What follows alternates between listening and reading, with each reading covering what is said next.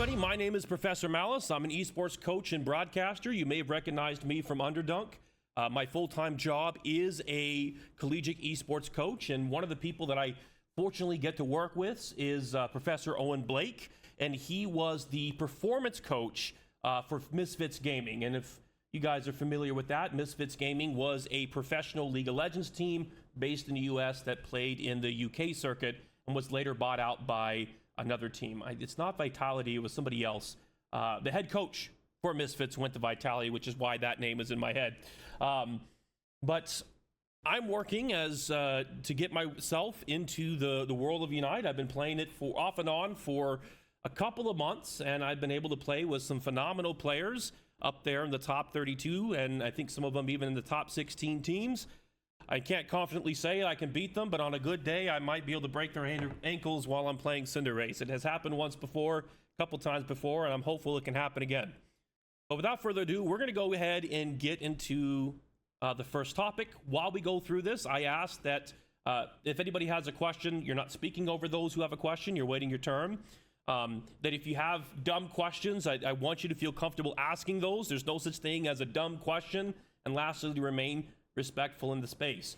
As we move between each and one of the topics that we have scheduled today, there will be a time for questions about that particular subject before we move on to the next one.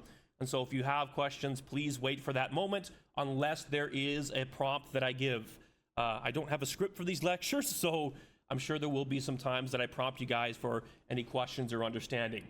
All right. Go ahead and clear that whiteboard. So the first concept that we're going to be talking about today is going to be the stages of learning. This is also sometimes referred to as the 4 stages of competence.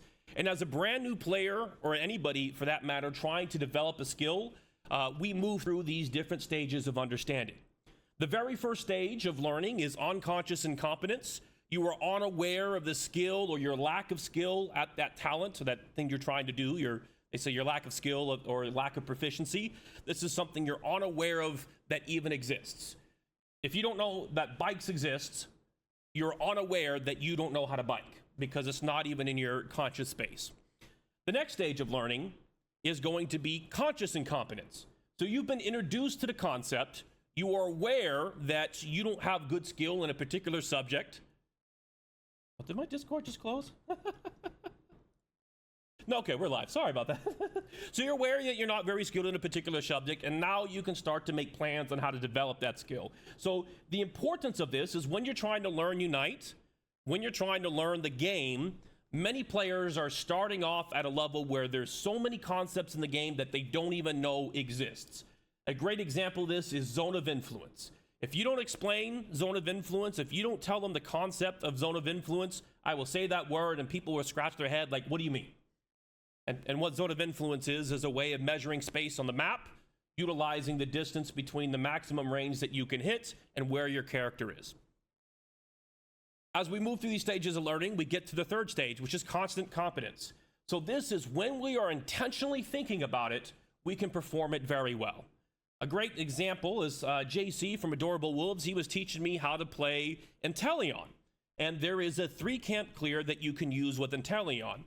You use your critical to kill and knock out the first bunny, the first rabbit. You skip the second one and you hug the wall so that you can charge your crits. And then you use your crits to get a double knockout on the next 2 bunnies. And this allows you to clear it just as fast as other players when they skip it. And so you're able to get more XP, you get an EXP your lead, you're in a stronger position to contest the neutral rabbit that spawns between the 2 different sides of the 2 different pads on the map. And that's a very difficult thing for a lot of players who don't know about that particular interaction. And so I talk myself through that interaction. I tell myself, okay, I hit this one, I skip the next, save the charges.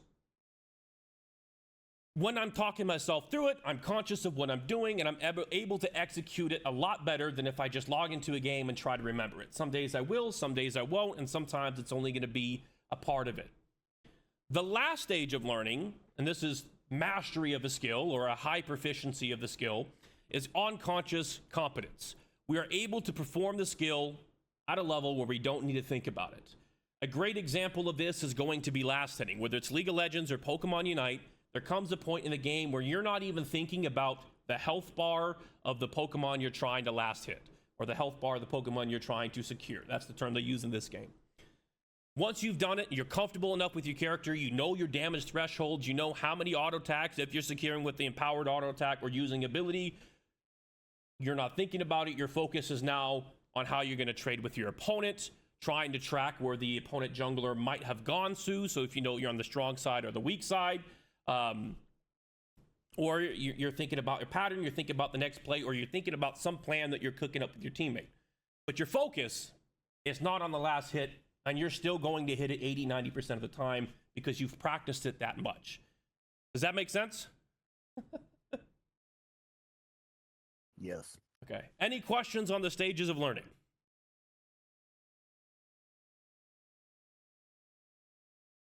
All right. I mentioned this because this is in a perfect, I don't say perfect, this is a strong model to represent where we are in our journey from when we start to where we want to go, and how we can better understand how good we are at a particular skill. And the takeaway is understanding that to first develop a skill, we have to be aware that that skill is something that exists, that's something that we can get better at. The next thing I want to introduce you to is a model of motivation. I gave a big presentation at NACAD, the National Association of Esports Coaches and Directors. And one of the models that I ended up teaching the coaches and directors there is what I call the campfire model of motivation. And that's got nothing to do with the fact that we're calling them campfires here. I thought it was a bit ironic. But this is a simple way of understanding how our motivation works. There's two types of motivation: intrinsic motivation, something that comes from within; extrinsic motivation, something that comes from outside, usually peer recognition, a compliment, getting paid, some type of rating, some type of external reward that pushes us to do something. And generally speaking, intrinsic motivation is stronger. This model helps us understand how motivation works in a way, because motivation is measured in two different ways. It's measured in intensity, the strength of our motivation, how big our fire is, and it's measured in persistence, how long our motivation lasts. There are things that we're really motivated about, but we get burnt out in a short amount of time. There are things that we kind of care about, we'll do a little bit, we might prioritize other things over it, but we continue to come back because that's still something we're somewhat motivated to do. It's kind of like Pokémon Unite. Some of us love it and play it religiously. Some of it will play it when there's nothing else that's more interesting to us at the time, and we'll dabble just enough to get to a certain rank, and then we'll put it down. So this campfire model of motivation breaks motivation down to three different stages. The very first stage is our starter. This is our precondition. This is how we feel about it before we putting much thought into it. This is our baseline. These are the values that we may have had and any past experiences. If I've had negative experiences with an esports space, I'm not going to have a strong motivation to engage with them, because my assumption is likely going to be that's what I'm going to encounter, and I'm not sure that's something that I enjoy. The fire represents the strength of our motivation, how strongly compelled we are to do something, whether that's practice, play, put ourselves out there to meet other players, put together a montage or a recruiting video or an advertisement, something like that, anything you could want to do. And the fuel is the sense of success that we have. And this is a very important part, because if there's something that you like, such as Pokemon Unite, it seems really engaging, it seems really interesting, your precondition is that you like Pokemon, you're excited about the idea of a MOBA game that's mobile and easy to access, you might be very into it for the very first season. We saw hundreds of thousands, even millions of players do this when the game first came out. But as there were few things that measured a mark of success, as ratings became less important, there were few tournaments for you to do, or perhaps the few tournaments there are, like the UCS, are at such a level that it feels impossible to get into. You don't feel like you can be successful. You're not adding fuel to the fire, and what happens to a fire when it burns without more wood being added? It burns out. It extinguishes. So part of, and we'll talk about this with SMART goals when we transition to that, part of staying motivated as a team or as a player trying to develop a skill and move through those stages of learning is finding and measuring marks of success. Whether that is your win rates, completion of set goals, whether that is setting new personal records, whether that is beating a certain player on stream, beating your rival if you've got a rival, whether that is in getting a higher placement in a tournament, or just going to a tournament and getting your game streamed. Whatever makes you feel like you are making progress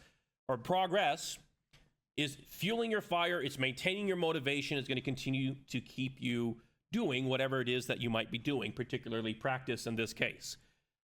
Any questions about the model of motivation that I presented to you guys?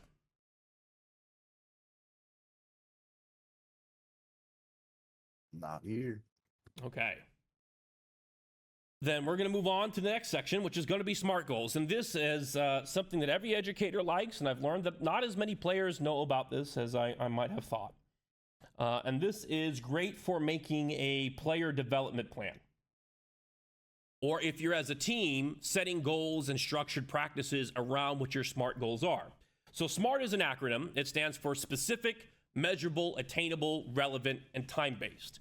And the first part, specific, is being very intentional about what you're looking to do. You want a very clear goal. I'm enrolling in Underdunk today. I'm going to play Pokémon Unite today. Has to be today, or has to be tomorrow. I'm going to specifically practice Cinderace and my Blaze Kicks. I'm going to practice Inteleon and my 3 camp clears. I'm going to practice Zoroark and utilizing the U and the C clears.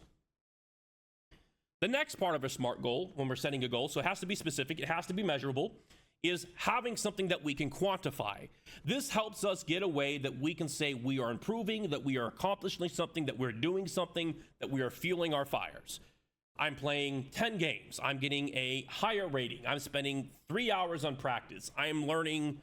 I'm watching 3 videos. I'm going to find a video every week that teaches me something I want to know. I'm going to come up with 3 subjects that I want to explore. The point is, it has to be measurable. It has to be something that you can quantify. The next is, it has to be something attainable.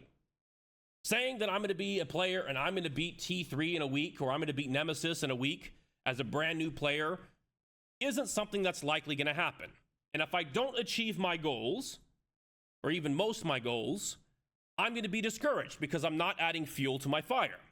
But if I set my goal, I'm going to watch a video. Well, that's easy. I can do that. I'm going to play 10 games on Cinderace. Oh, I can do that. I'm going to go reach out. I'm going to find 3 different servers where I can make posts asking about Leafeon. I can do that. I can write a post. I'm going to rise up a rank. You know, especially a rank that I've already beaten before. I might not be able to guarantee that I can get Masters 2000, but I've been Masters 1300 or Masters 1400 before. I could do that again. It's been done, so it can be done again. That is something that's attainable to me. The next part is that it has to be something that's relevant, something that we care about. And I'll deviate here. There's a motivational theory called, I think it's expectancy theory. And it's this idea that expectancy, that our effort improves our performance. Instrumentality, that our performance helps us get our goals. And valence, the idea that our goals are have value to us in particular. And it's like a formula. So your expectancy compounded by your instrumentality, compounded by your valence, makes up your motivation. If you don't feel like your efforts matter, if you don't feel like no matter how hard you perform, you can win or get what you want, or if you don't care about your goal in the first place, that sense of relevancy, your motivation is going to be low, if there's any motivation at all. And so for any goal that you set, it has to be something that you care about. It has to be something relevant to you.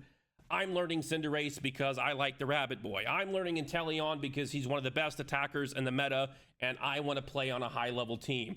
I'm learning Blissey because JC yelled at me and told me he needed me to play support. I want to be on their team. That's what their team needs, so that's what I'm going to do because I want to be a good teammate. It's something that I care about, so I'm going to do it. And the last part is time-based. If we have all the time in the world, what tends to happen is that we procrastinate. If you've ever gone to high school, middle school, if you've been an elementary schooler, if you've been a collegiate schooler, if you've been a college student, you realize that unless there's a reason we have to do it, we're going to put it off to go do other activities that we care about more. We always think, oh, there's tomorrow. Well, tomorrow will eventually come, and so having a time-based structure compels you to do it. And it's almost like a compromise or agreement with yourself. If I think I can do something in a week that's attainable for me in a week, like I can make 3 posts, I can watch 1 video, I can play 10 games in a week, that's something that's somewhat challenging, but not difficult, not impossible, that I can do with relative confidence. So that's a good goal. If it's, I'm going to play 100 games in a week, it's possible, but that's pretty damn challenging. That's going to take a lot of my time, and that's going to stop me from doing other things that I want to do. And so it's not an attainable goal, even if it's a time-based goal. So a SMART goal, as a system we use, has to be specific, measurable, attainable, relevant to us, and time-based. Does that make sense? Are there any questions about it?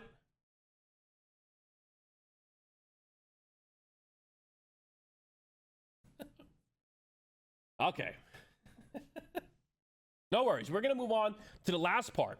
And the last tool, a great background tool, we learn how to understand where we are in relation to our journey of learning and developing new skills through the stages of learning.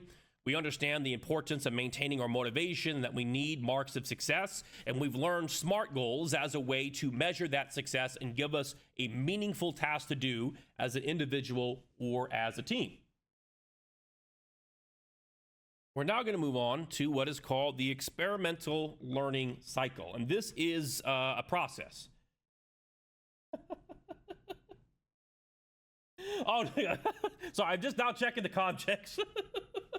And I see Yoshi say he thought he used SMART goals in the back. Yoshi, they're phenomenal. SMART goals are fantastic. They're so helpful. Yo, you'll never get away. And Gal Devin, if you missed some of the other stuff, we can circle back at another time. I will have a recording of this put up on YouTube in a few days, so that will be available. But I can also meet one-on-one. I'll make sure that I'm taking a better look at the comments that are going here. I apologize if anybody feels a little bit neglected. But we are going to be moving on to the experimental learning model. So what the experimental learning model is, a very popular model that's popped up in education. And you can start really at any moment in the cycle of experiencing, reflecting, thinking, which is also sometimes called planning, and then acting it out and having that experience. Acting and experiencing can be a bit vague, and I'll be 100% honest with you. The distinction between the two is sometimes even difficult for me to grit. But this is a model that you can use to structure your practices and help identify areas that you need to learn. So the very first part of this, and well, I guess you can start at any level, but I'm going to start at the experience. When you play a game, when you log in, you get in the queue with your buddies, or you get into a tournament and you play out the match, you are experiencing a match. After you have that experience, whether it's the whole tournament or one game, the next step of improvement is to reflect upon that experience. This would be typically in the form of a VOD review, but you can even have a brief discussion with your teams and do something like a SWOT analysis, or, where do you think we were strong? Where do you think we were weak? What are things that we saw that we might be able to exploit? What are things that we felt were particularly threatening to us? So strength, weakness, opportunities, and threats, or is what the SWOT stands for. But any type of review method that you use to look upon your experience and identify things that you did well or things that you did poorly that you think you could do better is that reflexive process. And when you're done with that reflective process, the next part is to plan. So if you identify that my last hits were awful, the question becomes, how do I make better last hits? Or how do I ensure that I'm last hitting? And so I can do research on that. I can find out if I'm last hitting and I'm playing Cinderace and Lane, I'm going to realize 80-90% of the characters have better secures than I am. Maybe it's not a good idea to take him to lane. Alternatively, I might realize, okay, I can't secure, but I have a partner when I'm playing in lane. I've got a support or a defender. Maybe they can make up that weakness. And so now I have the idea to take Snorlax with me. And this was a real example. I've been experimenting with this. It doesn't work at the highest levels of play. I can't tell you if it's the strategy or the execution, probably a combination of both. One of the other mentors might have an idea of how that works. But you come up with an idea. You do some research, you do some planning, and you decide, this is what I'm going to try out next. In this case, or in my case, it was having Snorlax paired with my Cinderace because I love the damn rabbit and I want to play the rabbit, be it in the jungle or in the lane. And so the next step is to act that out. And this might be a bit of practice where I will go to the practice tool or I invite my buddy in a custom and we're going to try it out in there just to see if there's something that we can. I appreciate it, Ponytail. You love the rabbit too. But just to see if there's something about the idea that we can workshop or that we want to define before we take it on. And then we go to the experience where we played in the competitive ladder, we played in the tournament, we play it in whatever official capacity that we perceive it to be. And once we have that experience again, the process happens again. You reflect upon it. How did it go? Is there something we did well that we want to replicate? Is there something we did poorly that we want to try to better understand or workshop or fix or go around?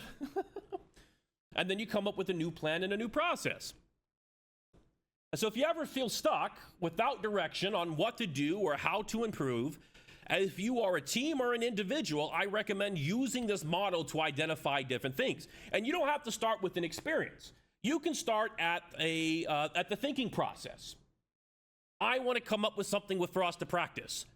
I'm going to go ask coaches. I'm going to go ask mentors. I'm going to go ask the Reddit court. I'm going to go ask people from Underdunk. And so I ask them and I get some information and I do my research on whatever suggestions they have for my play. Or maybe I invite them to do the reflective process with me, then take that information to come up with my plan. And then I act it out through practice, and then I actually experience it at the competitive level. And so you can jump in at really any moment, although typically it's going to be the experience part, the reflective part, or the planning part, which is thinking, that people utilize this model. Are there any questions about the experimental learning model? Yeah. Is there a point where reflecting is too much? Yes. Yes, there is. And part of this bleeds over to the how you do a proper VOD review too. One thing to keep in mind is that as people, we have limited capacities. If I have 10 different points from my reflective process to explore, that's not going to be very helpful for me unless I'm cataloging every one and I have the intention to go back systematically through all the 10 different things that I have learned. A time when reflecting comes too much is when you're spending too much time on it and you're getting too many different lessons or too many different things to improve upon. Identify something actionable, something specific, something that's measurable, something that is relevant to your gameplay. So don't worry about the 0 and 10 attack speed blissey that's on your team. People that are bad or underperforming, you can't control them. So that's not really relevant to you. That SMART goal format applies here too. Something actionable, something quick, something specific to you. Get 2 or 3 things that you can improve and then move on to the plan. If you're spending hours doing the reflective process, you're probably spending too long on it. Does that make sense? Yep. Okay. Monty, it's great to have you. I see your question. What's going on here? I'd call it a collegiate lesson on how to improve as a player. And I'm utilizing a lot of the methodology that I do in performance coaching to help students or help players. They're not students. Some of them might be students, to come up with a plan on how to improve. And so I'm starting with the models, and then we're going to get into more actionable things, and then we're going to go through the process itself. Really happy to see how many people are showing up. And anybody who is late today, I do have this recording. The recording will be up on YouTube at some point in the next few days, or I might toss it over to Underdunk and let them do something with it if they prefer.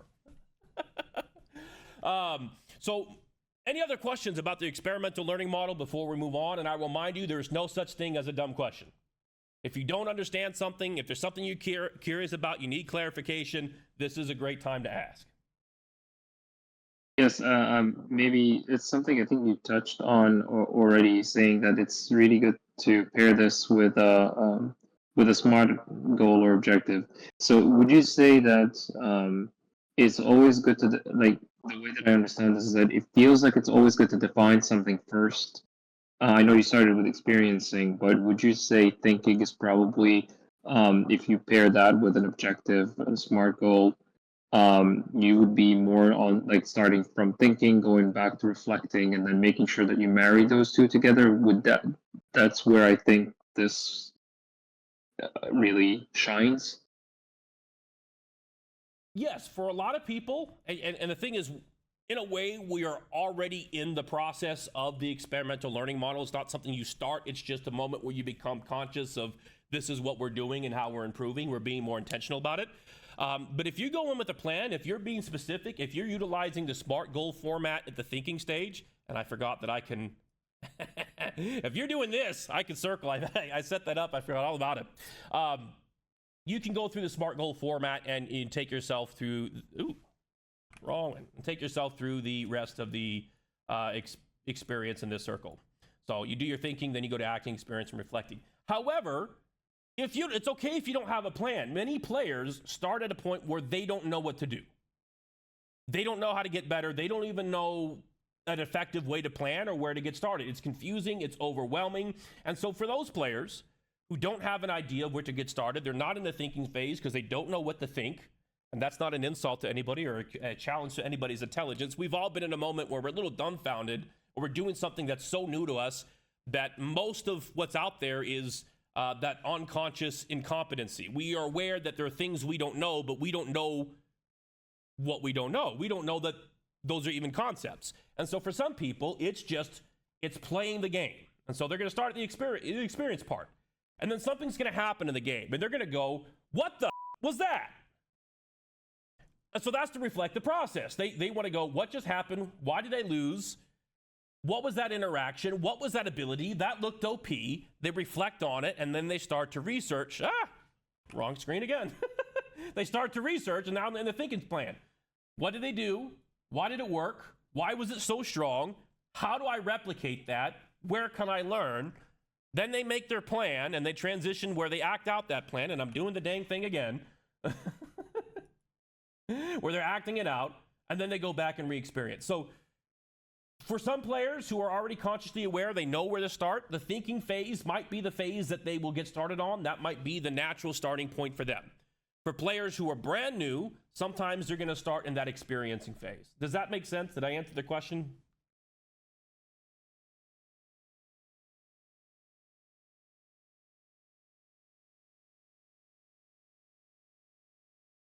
Are you there? Apologies. Yes, that makes total sense. Okay. No worries. Any other questions?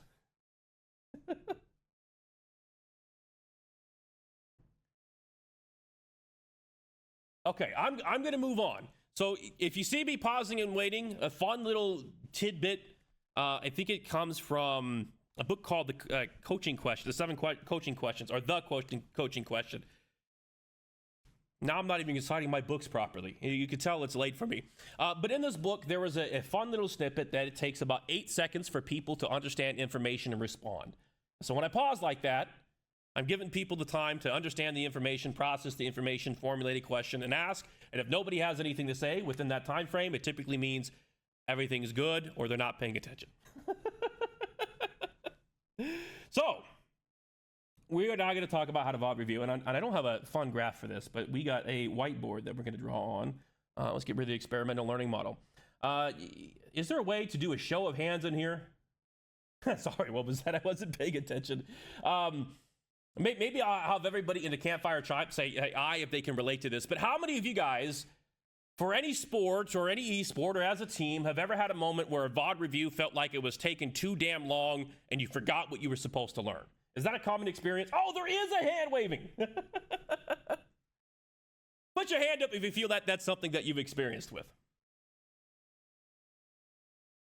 See a couple hands.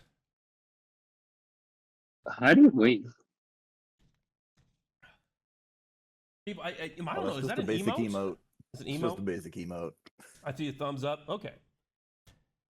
So from what I can tell, and for the people who will be watching this later, they can't see the chat here, but we do have what looks to be 7 or 8 people, which is most of the people in this call, relating to that experience.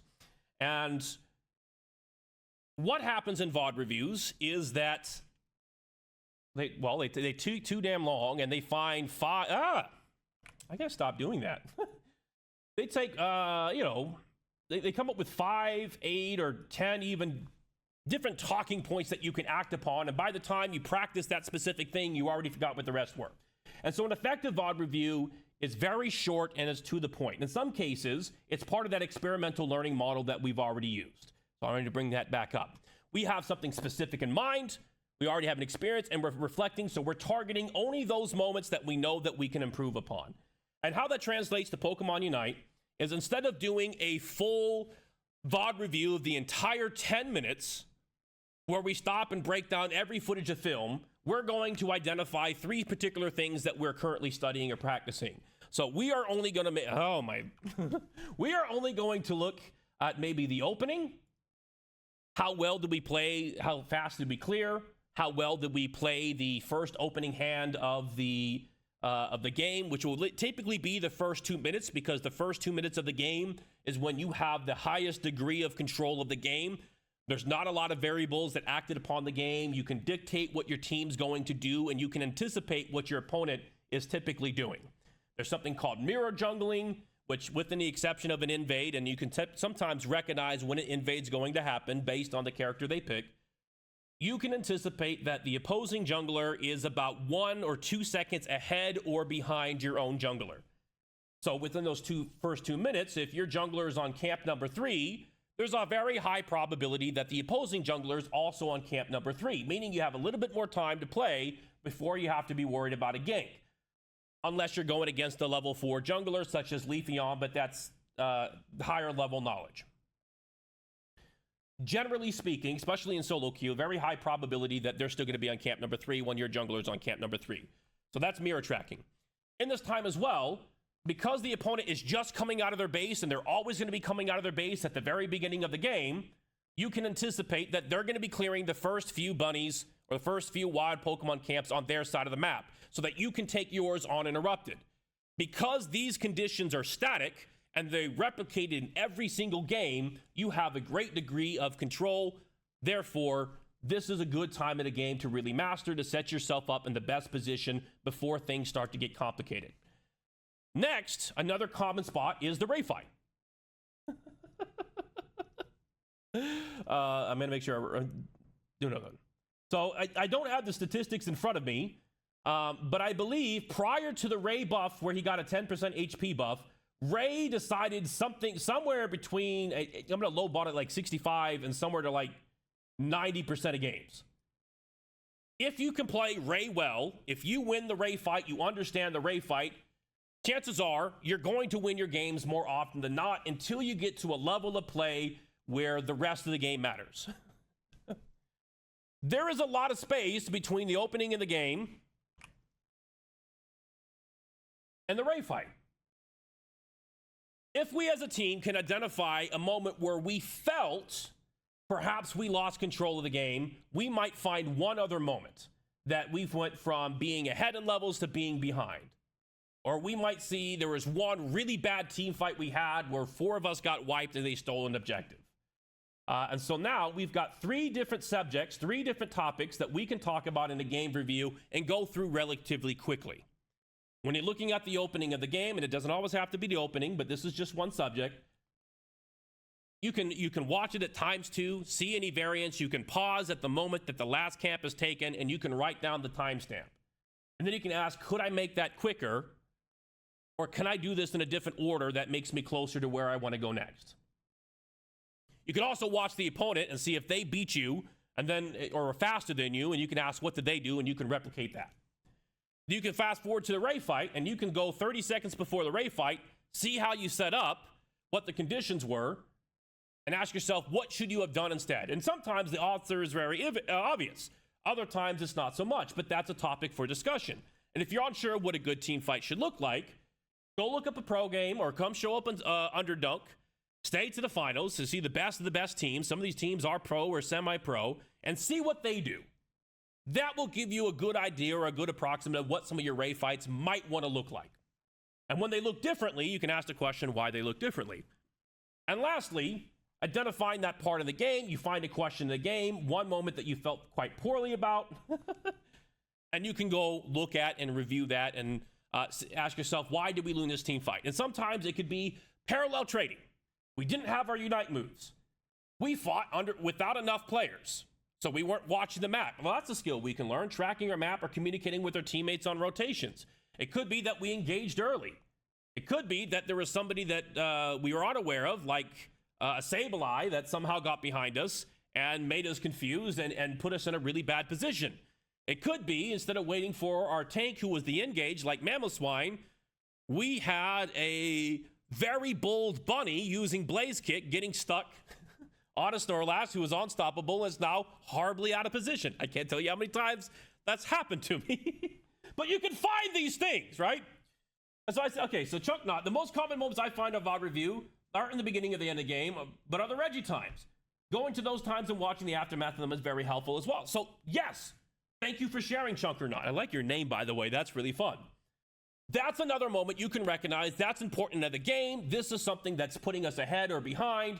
How are we going for these? How are we setting up? Are we winning or we're losing? Why or why not? And so,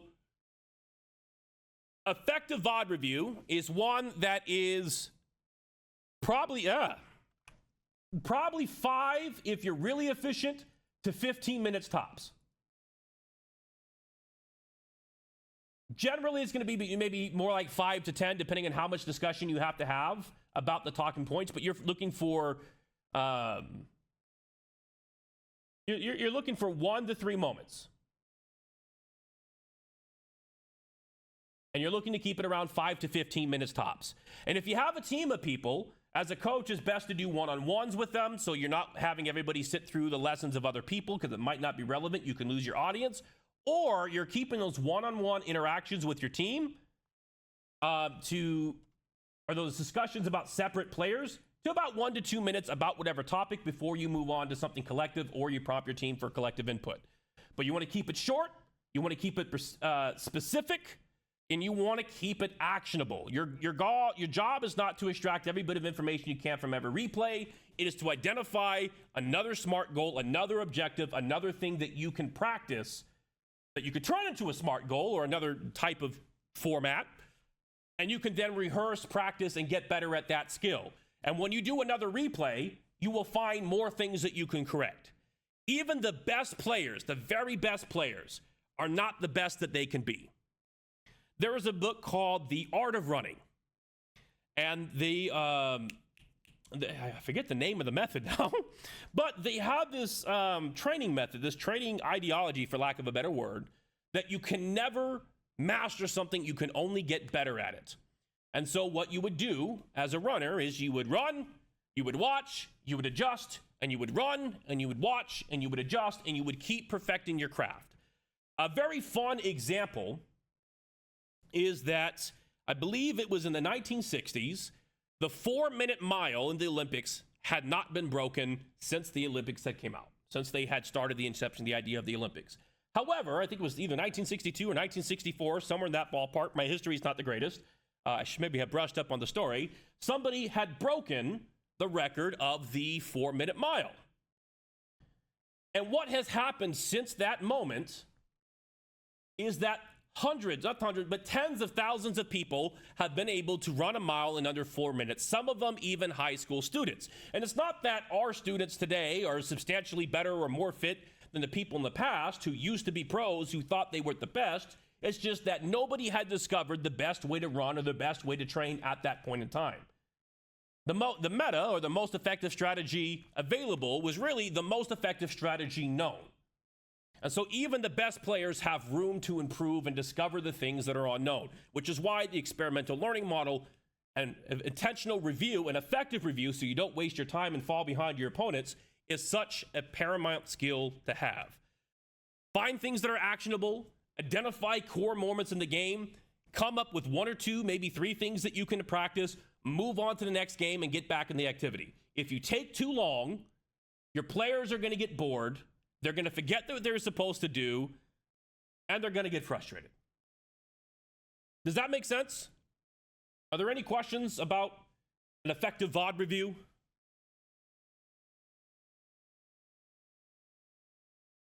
Okay, I'm going to make some comments here. I think that makes a lot of sense. Okay.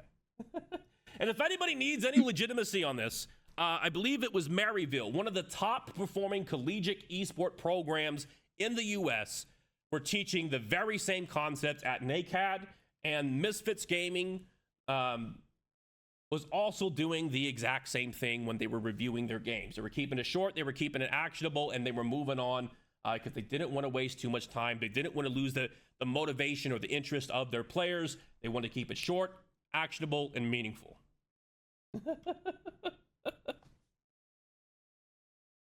All right, going to the comments here. A lot of people, every must hunt down the Blaze Bunny. I'm starting to get target banned for it. It's making me quite upset. But it's very helpful sometimes for each person on the team to watch the VOD on their own before coming call together and bring up points to review. Yes, if you are a coach, or you are, or even if players coming together as a team, pre-screening your footage is very important. If I'm going to give you a VOD review, instead of going through and searching through the film to find those 3 or 4 minutes, it's much more effective for my players' time if I pre-screen, find those moments, and I present it to them as talking points in some type of presentation. Or if the players, if you're doing it as a team, they pre-screen it themselves, they find a couple moments they want to talk about, and then you have a discussion about that, so you're not wasting time doing the search, trying to find those particular moments. Great point. Chunk or not. And then Noodle saying, well, especially because the person who's in charge of the VOD review may not realize some of their mistakes, so it's good to get others to point it out. Yes, that too. If you can have other people do the footage, you can get the benefit of that. But I will also say, it doesn't matter if you don't catch everything in a VOD review. If you find 3 things and there were 10 other things in there that you could have picked, it does not matter. You found 3 things that you can practice, so go practice those 3 things. You don't need to extract everything out of every video because it's going to take too much time, and you will always be able to find those mistakes again in future footage and future games. All right, so here's a great example of a play that could have gone better. And this is a concept that we can discuss around the idea. Oh, it won't let me draw on it. Why won't it let me draw? Oh, you know what it is? I'm going to go back to OBS here. With my whiteboard, it's not on top. There we go. Clear my whiteboard. So there's this idea called zone of influence, or ZOI, which represents the maximum range that we have. And if we go back, Mamoswine ZOI, maximum influence, is basically melee range. It's very short. He can extend this by the duration of his dash, which would put him in a new position with a new circle. And so his effective range ends up being this wide as long as his dash is up. To ensure that you don't get caught by Mamoswine in this position, you would want to know where he is or have an estimate of where he is, and you would want to be outside of his range. If he moves forward, we can then move backwards, and we call this tethering. If he starts to walk back towards his pad, and we want to be closer or further into the map, but still outside of his range, we can walk forward in the same direction as him as long as we remain outside of his circle, which will be his immediate range of his Ice Fang and the anticipated range of his dash. If we know that he has eject button, he can do a bigger combo where he can eject at you, then dash you with tackle, and then hit you with the Ice Fang, meaning that until that tackle or that eject button is burned, his effective range is even longer. As soon as he uses either the tackle, which we could be looking for, or the eject button, his range shortens to the second circle. If we know both of those are down, we witnessed this, we have that information, or a teammate saw it and communicated it, we know that we can be pretty close to him without any concern for the duration of his cooldown. So we have this idea of ZOI and how we could break this down. The Flable doesn't fully tether, doesn't back up for enough. Now is within the range, and he's going to grab the Ice Fang, putting her back over here. And what this does, even though this is effectively a 2v2 in lane, because of parallel trading, and I'll explain that here in a second, the Flable is stuck in a 1v2 situation where they get knocked out because they cannot deal with the amount of damage. They cannot retaliate with sufficient damage in order to stop this. There's the Ice Fang, and then they get immobilized by the Electronet, already at about 30% HP. It's now effectively a 2v2, because Gibble's here. But if you go blow for blow at this point in time, with how low she is, she being the Conflable, I don't know if Squirt Gun's a he or a she, not calling Squirt Gun one thing or the other, referring to the character in game, chances are the orange team is going to win this exchange, and so they're going to want to disengage. They don't want to take this fight. Parallel trading. Let's see.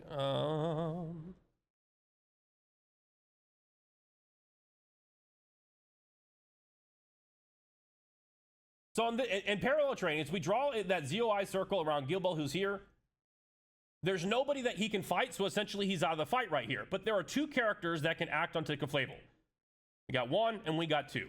And Conflable, despite having a partner over here, can only really act on the Pillow Swine. So Pikachu is safe. With only one source of damage towards the orange team and two sources of damage onto the players onto the purple team, orange team has the advantage. This is a favorable team fight. And so what we can learn from this specific interaction is we want to be more cognitive of our spacing and our ability to predict where opponents are going to be.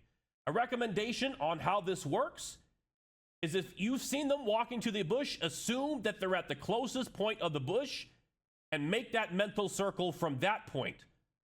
That way you know that as long as you stay outside of the range, they cannot reach you unless they walk forward. In this case, you respond by walking backwards.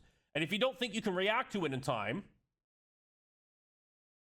give yourself a bigger buffer. So we draw our circle. We assume that their maximum range is somewhere here. I need time to react. If I'm right here, I might not see them leaving the bush, and so they could overlap me very quickly. Instead, I'm going to sit out here. This gives me a half second to visually see them walking out of the bush so I can respond and not get caught. Does that make sense? Does anybody have any questions about ZOI or Zone of Influence?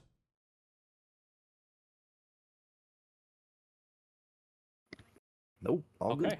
All right, we're going to move on to the next play. I think it was somewhere around 6:30. It was a team fight here.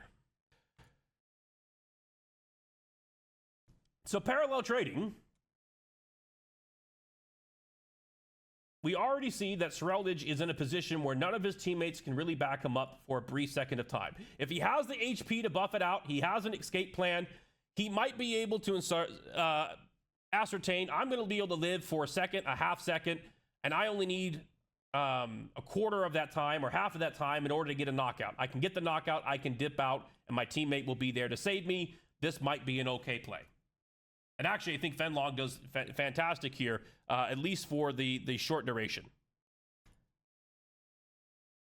He gets a good trade, takes minimal damage. The play is dead. None of his teammates want to make this dive just yet, and so he's backing off, waiting for his cooldowns to come back and reassessing the situation.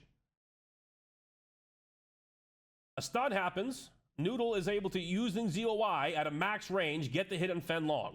They have an idea that he's going to be in here. They have information that he's going to be unhealthy, and this is the information that they can use to make another play.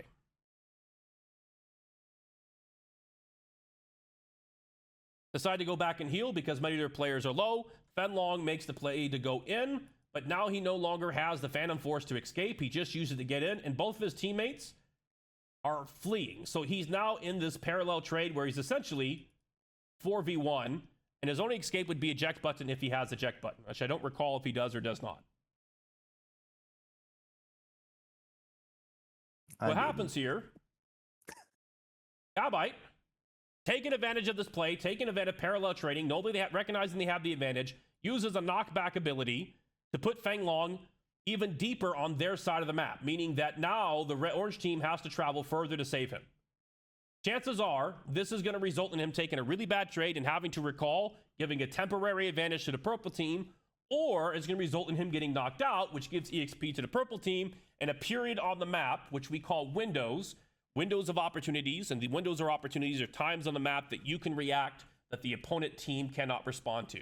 In this case, there's a window where Sereldage is knocked out in his respawn timer, where they have no influence on the game, meaning you can use that information to make aggressive plays.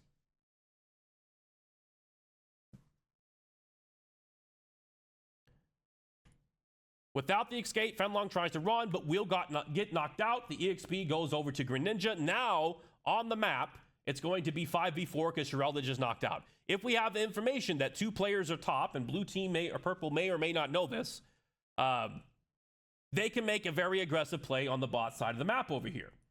Because If they try to force this fight, it is now going to be 5v2. Orange team, by most metrics, are going to lose this fight. Meaning they're going to have to back up. So they can push for the pad, or they can go for the objective. And perhaps, depending on how much time they have and how long the knockout timer, it's only 6 seconds, they might be able to go for both. It's pretty early in the game, so my recommendation would be to pick one, unless they think they're so much stronger than the orange team that they can take the pad and then win the neutral fight where both teams are there for the bottom objective. Which, looking at the scoreboard right now, could go either way.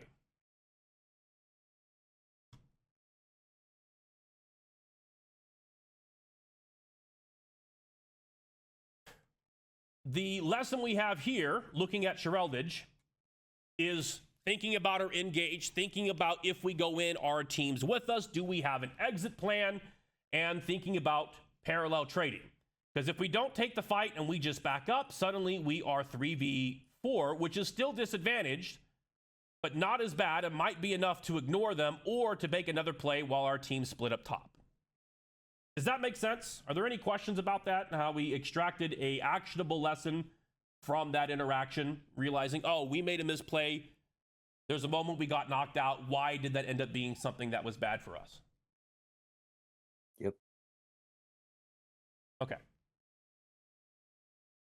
The next time step, so this is the last time step I have. We have two things that were actionable. We want to be cognitive of our positioning in regards to ZOI. So that's something that we can reflect in future games. How are we positioning when we get caught? When we die, where are we? And was that because they were stronger than us? Did we take a bad fight? Did we hit the wrong key? Or were we just in the wrong spot? We can review every game and we can start to hone in our positioning and our decision making in the game, doing reviews just like this. The Ray fight happens a lot later, so we're gonna go to the setup.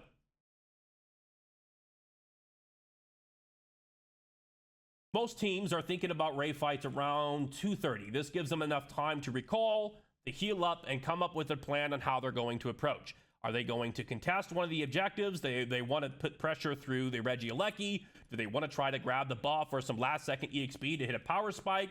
Or to get a defense or attack buff? Typically Regirock or Registeel are very valuable, which gives them the advantage to push for a team fight about the Ray in order to win. Or they can figure out what their path is going to be. Usually it's going to be, we're going to come through top because we have a pad here, meaning that if we have to back up, we can get some shielding and healing.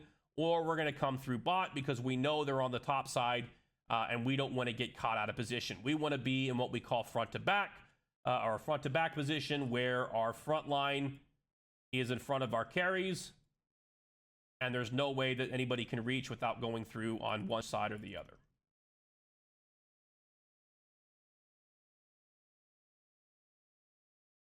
And so we see a great example of ZOI here. Already in the setup and the pre-fight, do we need a fight for this? Might be a question to review, yes or no. And if you're unsure, you don't have to have an answer for it, but what we can see is that Mamoswine is too far from his team to back him up if he's trying to zone off, and so he's going to get kidnapped here, meaning that he's going to go down right before the Ray fight. Fortunately for him, he is a low level, so he will respawn in time to get to the Ray fight. So in this position, like he's got taught, they got to make the choice. Are they going to let that collide, or do they want to get in position to cut him off here? If they collide, they might be inviting people to back cap. But there's a maximum amount of score that they can get, which will be 20 plus the 100 that somebody can dunk and break it. They need more than 120 points to win anyways. That's not going to be decisive. And so what they need is the Ray, which is a potential of upwards to 500 points to get ahead. And so they can go ahead and discard this. The choice, the focus is going to be, let's prepare for the Ray. Purple team needs the Ray to find a way to win. They were able to exchange that objective that they didn't necessarily need in order to get the pick. And I wish I had the camera angle to see what was going on. Look here, because it looks like we're trying to grab the Shrelders as well. And I think they succeed. Yeah, I move over. So we get the top, we get the knockup. Now we have an opportunity. This is a window for the next 15 seconds. Purple team has the advantage. They can coin flip the 5v4 if they have secure and they think they can take it, or they can take it before the orange team could knock them out and give a number advantage. And if we're talking probability, if you weren't sure you can win or win the next team fight, this might be the best chance you have. It's not necessarily 50-50 because you have an advantage. You've got extra players. It might be 60-40, but understand if you run this play 10 times, you're going to win more often than not, but you can still lose. And in a tournament, all it takes is misplaying it once or rolling that 40 on that particular game for it to matter.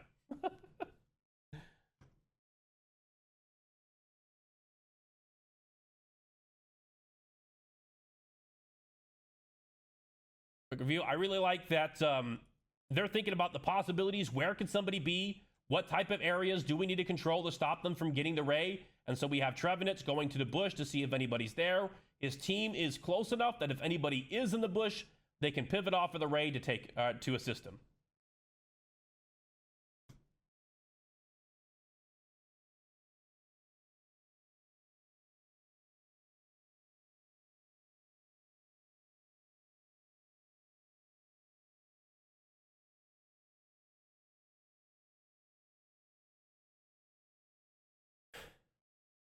All right.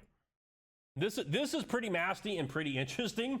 And this is something that you can use to kind of understand, are we on the same targets? Are we going for the right people here?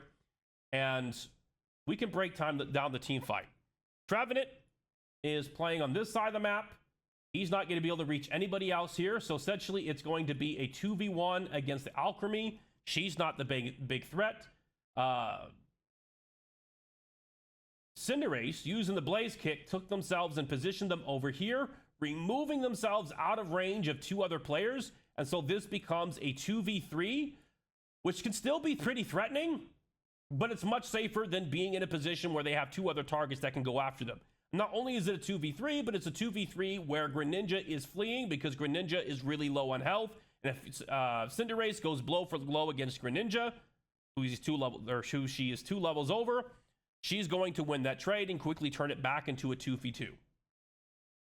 And this position, by making this play, Cinderace recognizes or inadvertently puts them in a position where they can even out the fight and buy time for their missing player to come back.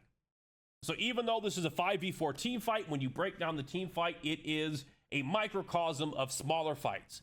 And we might even find that even though this was supposed to be a 5v4 because Shereldage is not here, it's actually going to be a 5v3 because Pikachu is outside the range of influence.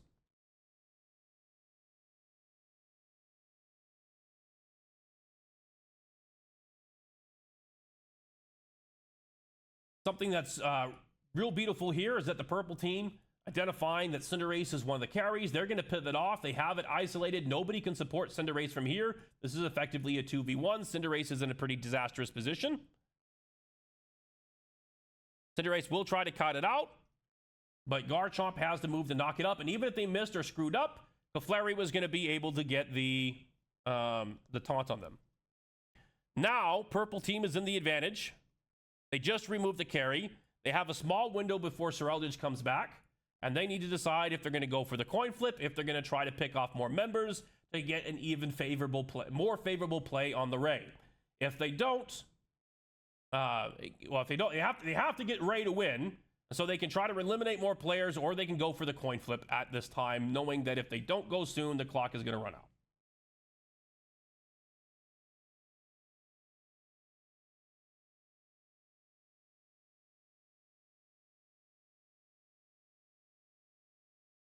One thing that could have been communicated here is now we have two players that are going in, but two players that are fleeing, which leaves us in this moment where we get caught, or we walk into, rather, a 2v4 or 4v2 situation. The orange team is going to be able to punish us here. If they knock us out, they're going to have a number advantage. And even if we go blow for blow, they're going to do more damage to us than we should be able to do to them. Or more damage to the purple team than the purple team can retaliate. We see Rusty get knocked up by the Volt Tackle, and then the multiple targets of damage are going to be able to take out the Garchomp. Now Garchomp's not here for the fight. Clefable is essentially going to be sent home. And then we have these series of 1v1s that come in. Trevenant's coming in, Talonflame's coming in, Clefable has to leave or will be knocked out very shortly. So again, this is going to be a 4v2. Greninja's trying to kite out from the side. Was walking in one before, but then ended up using ZOI to use his maximum range, only going in a 1v1 against the Pale Swine, and everybody else is not able to reach. So this is a favorable fight as long as he kites it out. A bad camera angle. Okay, I do turn there. Once Alchemy enters the ZOI, or the ability to help Mammal Swine, Greninja disengage and is looking for another angle to get a favorable trade.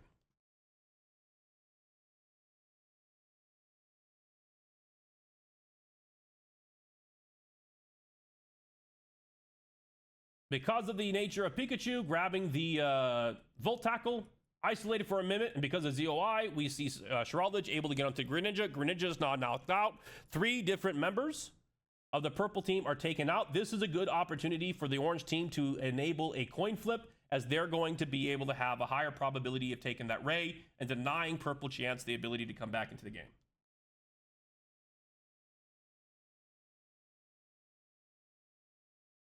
Mammoth Swine ends up chasing the Talonflame. Talonflame is forced to use Fly, no longer has that as an escape tool. Serraldius tries to zone him off. The rest of the players do regroup.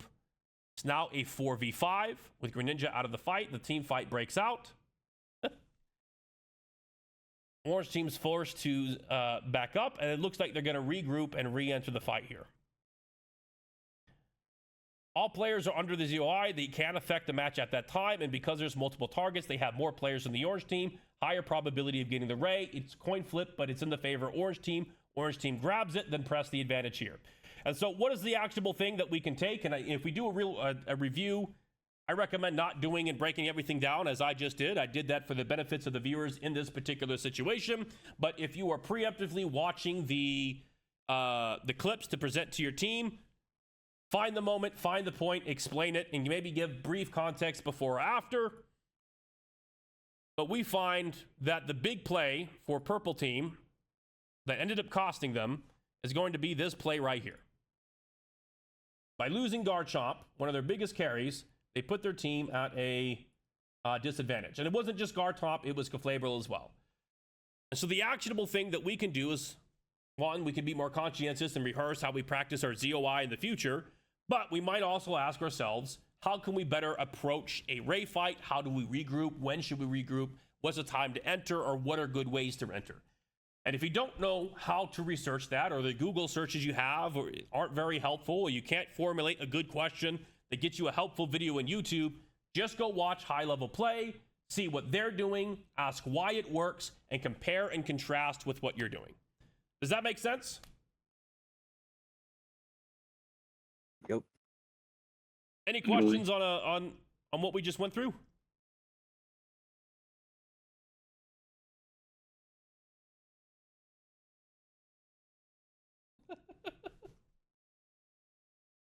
That's a loaded question for a lot of information. Yeah, I know. So info dumping is also really bad when you're doing reviews. And maybe that was an example of what not to do. But what the takeaway that I want you to have from this, identify 3 points, pre-plan wherever possible as a coach, write down those moments. If you don't know those moments and you're as a team, you don't have a coach, when you go to review, ask your team, what are 3 moments that we feel that we could improve, that we felt something was wrong? Well, I died first in lane and I lost top lane. Why did I lose top lane? We explored that. We were ahead. We made a push on the bot lane and then they got a counter push. Why were they able to counter push? We just explored that. Looked like we were going to win Ray and then we fumbled it in the end. How did we fumble it? Why did that go south? We just explored that. Have your talking points. Get to the point. Give only as much context as you need, and if people have further questions as to why something happened, then you can expand upon